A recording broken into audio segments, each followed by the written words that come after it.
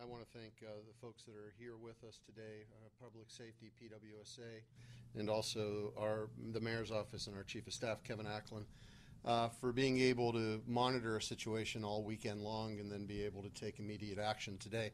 I think it's rather telling that on the same day that we have a consultant coming in to explain to us that PWSA is, as they said, on its last leg, we have yet another incident that shows what happens after decades of mismanagement and underinvestment. And I hope that make this point crystal clear, we will not be able to solve the problems at PWSA in a few years. It is going to take a significant amount of time, and it's going to take a significant amount of investment. This is a problem that has languished throughout decades, and we are standing up to own it and to solve it, to provide this city with clean water for the next 50 years. An assurance that we want to make over the course of a decade. But again, it will cost money in order to do it. There are no silver bullets. There are no easy ways to do this. It's going to take hard work and difficult decisions, and we are committed to do both. So with that, there are 6 points I want to make before turning it over to Director Weimer. Number one, we're taking this action as a precaution to minimize the threat of a potential contamination. Number two, we have not identified any actual contamination, and there is no testing that has shown any actual contamination at Lanford. It's very important to understand that. This is precautionary, and this action is being taken solely out of an abundance of caution. Number three, there's evidence of a potential tear in the cover at the reservoir based upon visual evidence, pooling of water on the surface of the cover that has been unable to be removed. Number four, due to the presence of birds on the cover, we are taking this protective action to eliminate any risk that the reservoir water would be impacted by bird droppings from the cover. That is the situation that we're dealing with.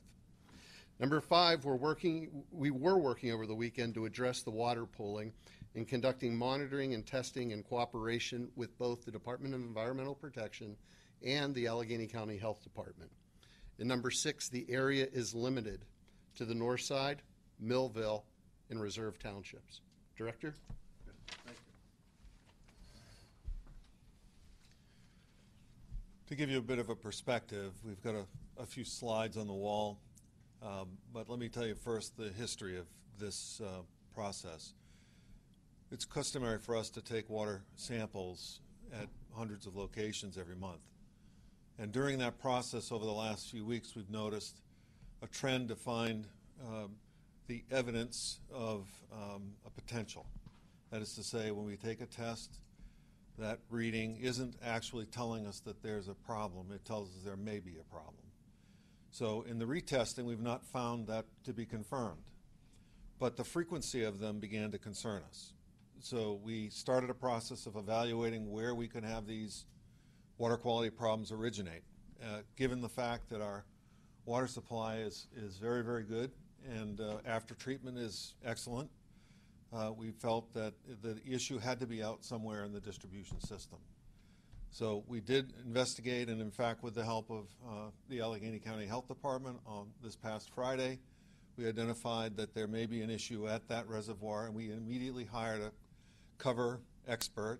reservoir cover expert to come and do an evaluation for us. We received that evaluation this morning and have since reported that to DEP, and has been the result of this order. Now, to this point, we have turned the reservoir off. It is no longer serving the public. So any contamination that might have existed is gone from the water system. We are flushing all of the pipes, and we will do so for the next 24 to 48 hours. We will be monitoring as required by DEP and the County Health Department to verify that the water quality is safe, and we will confirm that to the public once we have completed those tests. We will not be turning the reservoir back online until the reservoir covers have been repaired.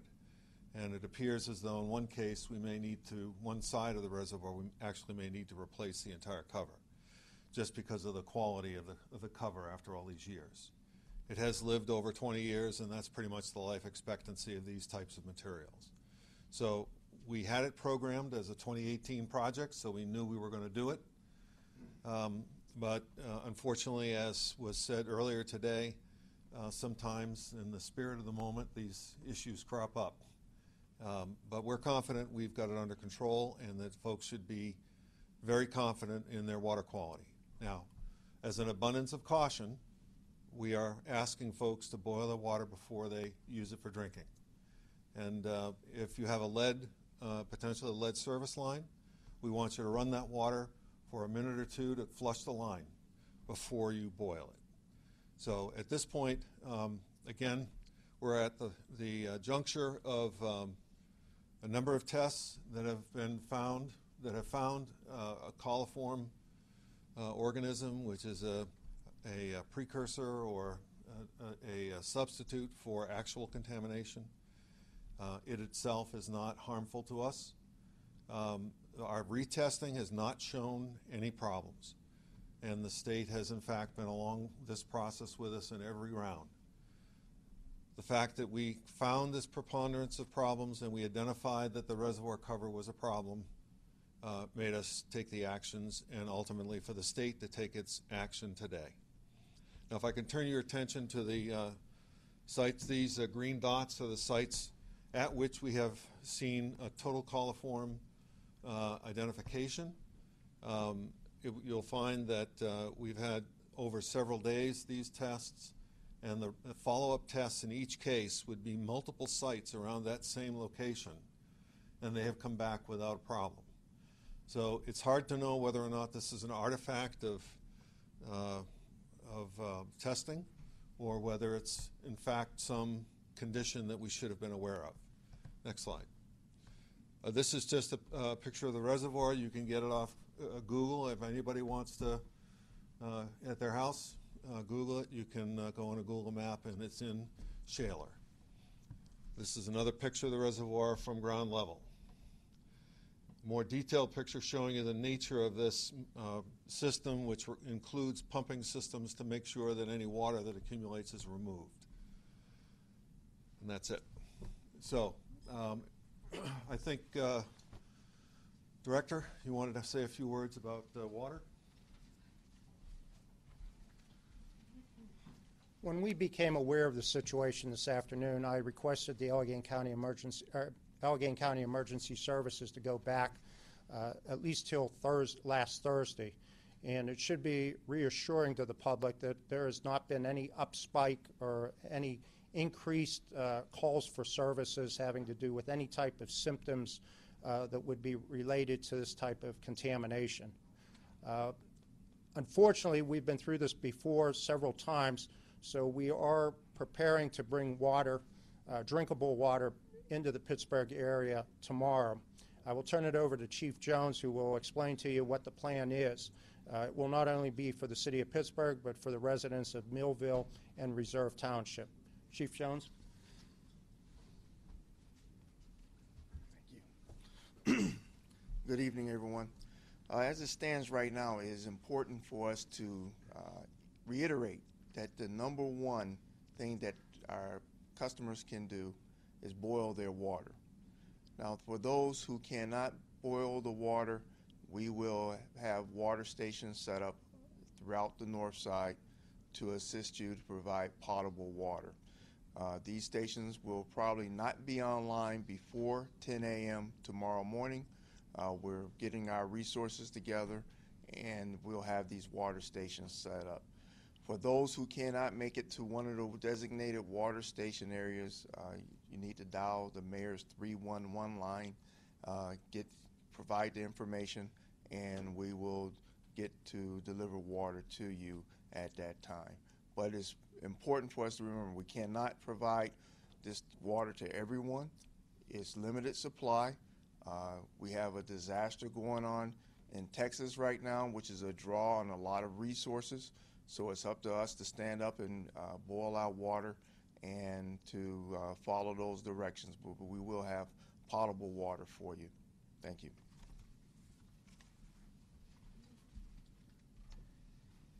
Thank you, Chief. Just to finish up, Kevin Acklin, Chief of Staff to the Mayor. I just want to reiterate that this is an isolated area of the city.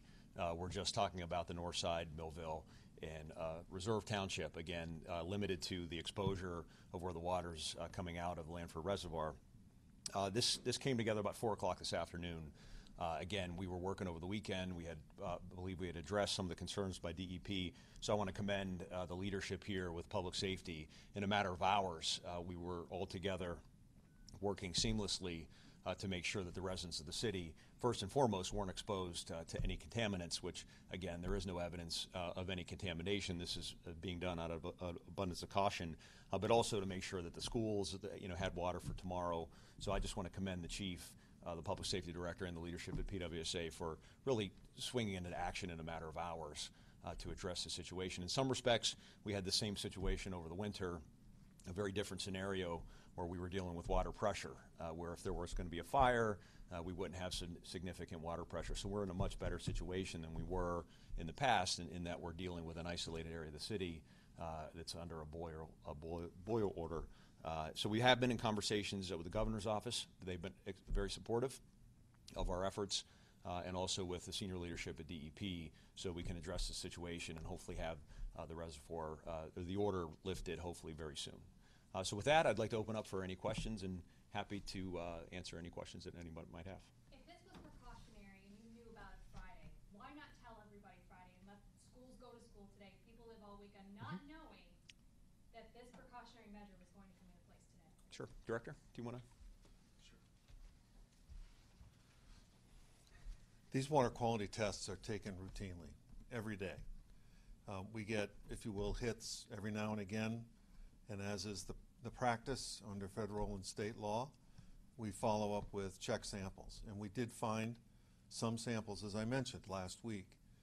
The sample results that came back on Saturday, which was our final check, all came back clean. Everyone was a 0. So we felt that we had addressed the issue and that we did not have any emergent problem. It's only been the result of the further inspection of the reservoirs where we found the bird roosting, and we have in fact identified that there could be a cross-contamination that resulted in us taking this action today. How long is this repair going to take? Because I know this reservoir also just went under a 6-month repair, $2.5 million I think it was. Yes, well actually the reservoir itself has not been under repair. It was the rising main to the reservoir itself. And that rising main is now in fine shape and it's doing its job. And we will continue to have it do its job. That is to say, we're planning to use the rising main and we'll pump water right by the reservoir. We'll just take the reservoir offline for the purpose of doing the repairs. Now, we're hopeful that one cell of the 2 cells can be repaired in just a matter of a couple of months. The larger cell and the full rehabilitation of what we call the west cell will probably take much more time than that.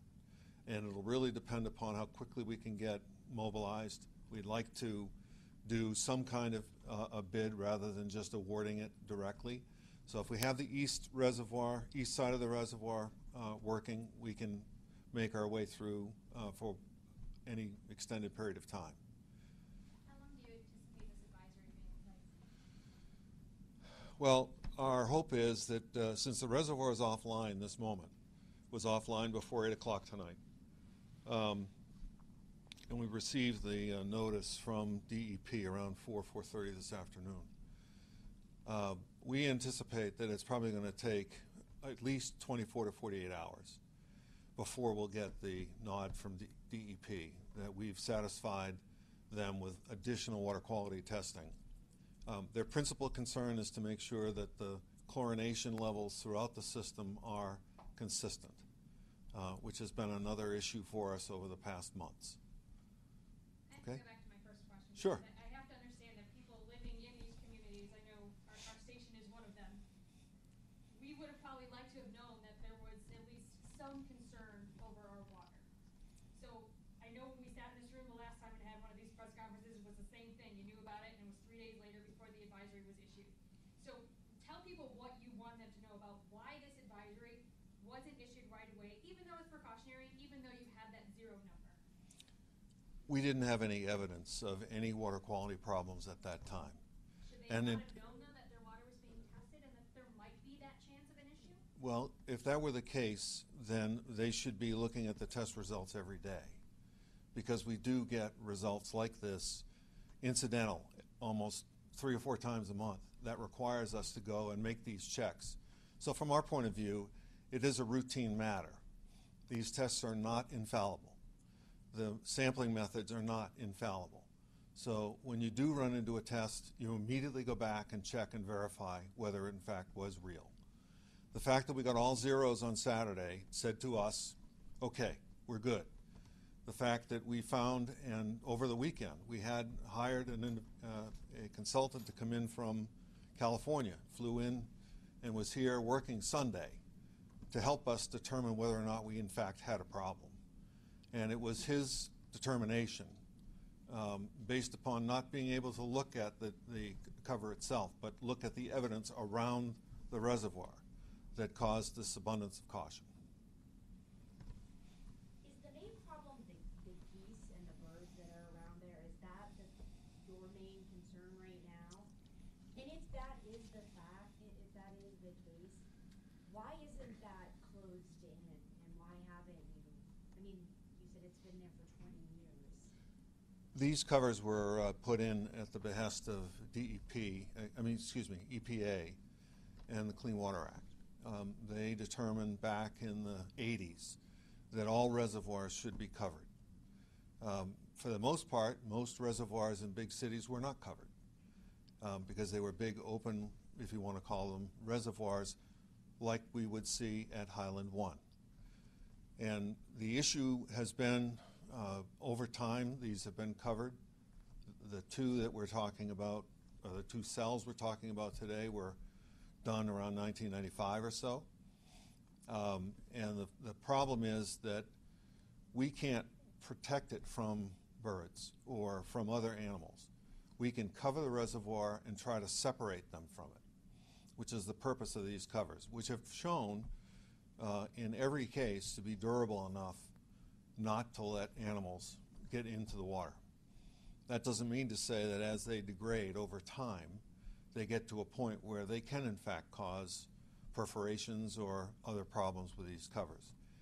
We knew that was going to be a case because the reservoir was 20 years old. The cover was 20 years old, and we had planned to do the cover this year, 2018. I think going back to the comments that were made this morning, if we had money 2-3 years ago, this would have already been done.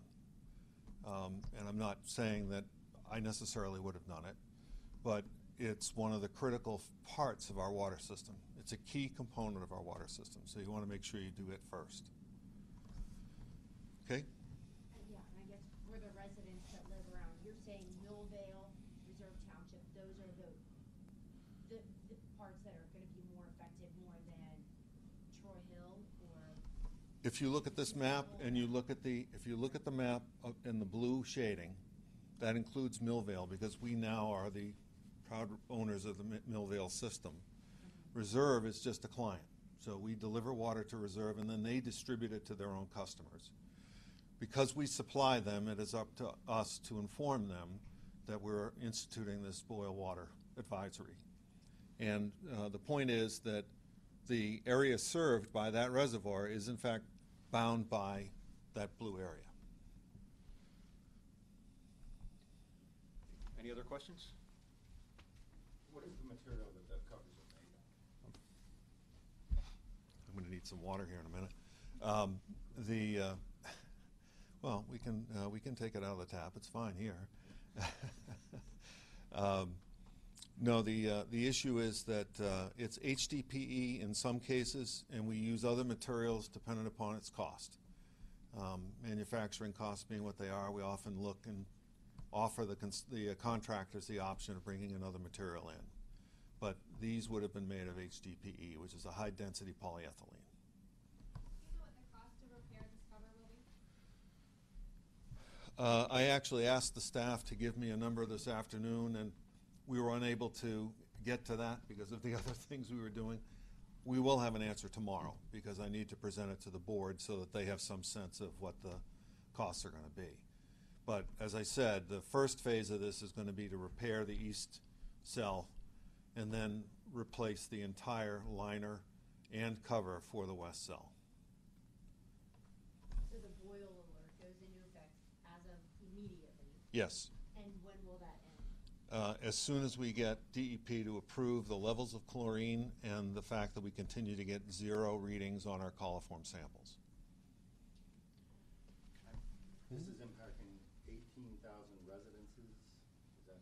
Yes. What the press release said, but there's also businesses, schools, churches. How many people are in that area? I've forgotten the number. Did we claim, was it somewhere between 80 and 100,000 maybe? As high as that? No? Okay. We can get that information. We'll have an update tomorrow. And Right. we'll get those. And Catherine, just to answer your question on timing, the inspections were done as recently as, I believe, earlier today. And Sunday. And Sunday by the health department. The issue was if there were the ability to remove the water from the surface. If you look at the picture that you had up there was standing water on the surface. If we had proven that we could remove it, there would be evidence that there wasn't a potential tear, that the water was actually contacting the surface. So, and under state law, actually, we had 24 hours from 4:30 this afternoon to do the announcement. We didn't take that full time. So, once we had clarity that there was a potential of an issue, we took swift action to notice the public. So there was no sitting on this information. As soon as we had the ability to discern that we couldn't remove that water from the surface, and there was even a potential of contamination within a matter of hours, this team went into action. The chief and the public safety director put in a deployment plan to have fresh water delivered to the neighborhoods. So this team moved very quickly, even though under state law we would have had up till 4:30 tomorrow to notify the public. Any other questions? Yes. Just discussing that, so the students going to school tomorrow morning will already have the drinking water by the time they walk into the building? Or is it, because you mentioned Director? about 10 o'clock tomorrow. We communicated with the school system, and they indicated to us that they had the ability to take care of the problem on their own and that they didn't need any further assistance from us. We've indicated that if they need assistance, that they clearly should let us know, and we will provide same. Mr. Mayor, in your remarks earlier, I got the impression that perhaps there was some human error in this chain of events. Somebody had been remiss, or I don't think this so. could have been prevented, but No, I mean, it could have been prevented if we had had a actual capital budget that looked at all of the needs for the water authority for the past 30 years. There is no backup systems. I mean, this is just one issue. There's numerous issues that if one thing goes down within this authority, the potential of not having water in this city is very real. And it's going to take years, many years, to be able to create that type of a system that this city deserves. And it's going to cost billions of dollars. There's no turning on of a light switch in order to be able to solve the problems that face PWSA. And on top of that, they're floating in debt. So they don't even have the ability to borrow the money that they need in order to keep our water safe, which is why we're looking at completely restructuring this organization. There are no easy choices. There will be difficult decisions that will have to be made, and there will be a cost. The cost will come through ratepayers. There's no federal programs to bail us out. There's limited state programs. But we're taking ownership, and we want to be able, in the next 12 years, to provide a system of safe drinking water that will take us to 2080. We want to be able to hand that to a next generation and say that was our legacy when we were here, because what we were given was a broken system that was hanging on by a thread. And what we want to be able, and every one of us, and everyone that works on our teams, is 100% committed to doing whatever it takes, even if it means getting voted out of office for raising rates, in order to be able to provide this city with safe drinking water. But it doesn't come easy, and it doesn't come without cost. And anybody who's out there saying that this could be solved within 3 to 10 years has not looked at the severity of the problems facing this authority. We don't view them as problems. We view them as challenges, and we have a team that's in place now to be able to solve them. If we let this go another few years, we lose this asset. There's no coming back. There's no question about whether or not it would be privatized, because either the state would take it over in a way and then probably auction it off, considering the state legislature, or we don't provide water and we have to bring water in.